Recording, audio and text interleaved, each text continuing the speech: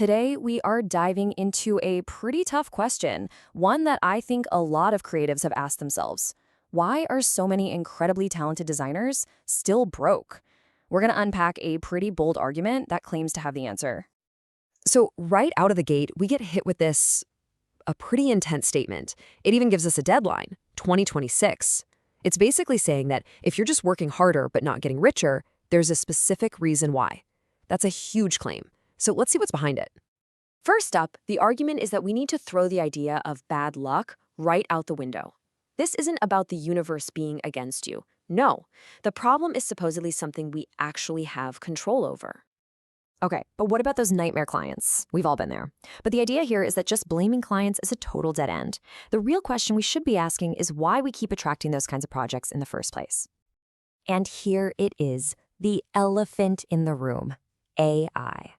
The claim here is that AI is not the villain in this story. Sure, it's changing things, but it's not the root cause of the problem. So, if it's not luck or clients or AI, what in the world is it?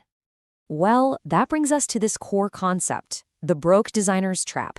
It's described as this vicious cycle of stagnation. You know that feeling like you're on a hamster wheel, just running and running but not actually going anywhere? Let's take a closer look at what that cycle looks like. Does this whole sequence feel a little too familiar? It all starts with the same level of income, which means you attract the same kind of clients, which of course causes the same kind of stress, and before you know it, a new year rolls around and you're stuck with the exact same problems. The argument is that just doing more work doesn't break this cycle, it actually keeps it going. So if working harder isn't the solution, then what is?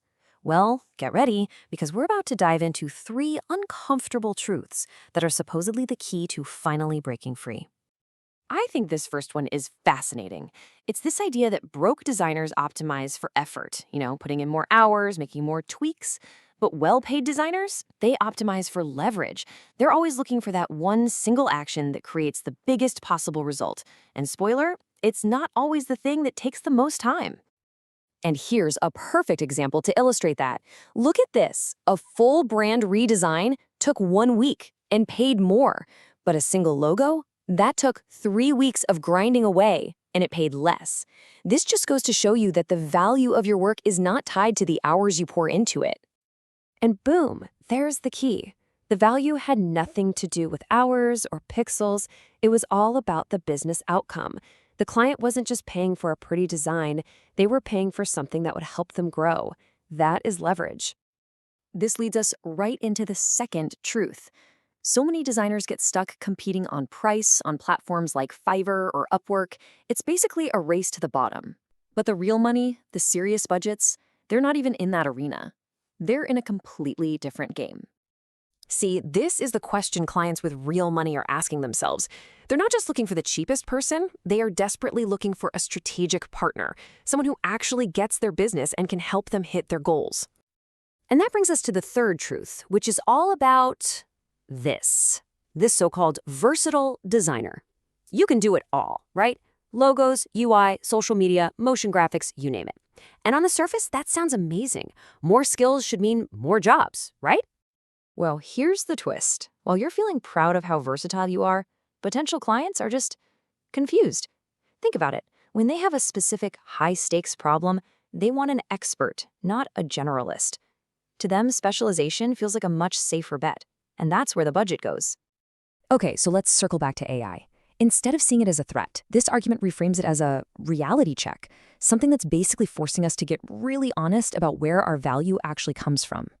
And this right here says it all. AI is getting incredibly good at the how, the technical execution. So if your main selling point is just, I can design this, you're literally competing with a machine. But what AI can't do is figure out the what and the why. That strategic thinking, that business acumen, that is totally irreplaceable. So after all of that, we finally arrive at the real reason you might be stuck. And here's the shocker. It has nothing to do with how good your design skills are. Here it is. This is the whole formula. Your design talent is the base skill, but your business understanding, that's the multiplier.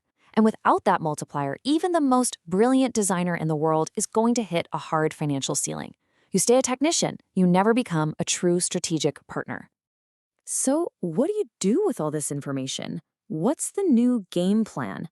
Look, this isn't about beating yourself up. This is what's called a mirror moment, a chance to just pause, reflect, and start to shift your thinking. First thing to realize, your portfolio alone, no matter how beautiful it is not going to save you. Yeah, it might get your foot in the door, but it's not going to close a high-value deal if you can't articulate the business strategy behind all those pretty pictures. And next up, your raw talent won't save you either. You could be the most gifted designer on the planet, but if you're still playing the wrong game, competing on price instead of on value, all that talent is just being wasted and undervalued. So, if it's not your portfolio and it's not your talent, what is it? What's going to save you? It's your thinking. It's about making that crucial mental shift from seeing yourself as just a designer to seeing yourself as a business problem solver. That's the new game. And really, it all boils down to this final idea. If any of this felt uncomfortably real, that's not a sign that you failed. It's a sign of awareness. It's that light bulb moment when you realize you were taught how to be an amazing designer, but maybe no one ever taught you the other half of the game, the business part. And according to this argument, that awareness, well, that's the real first step. That's where the change begins.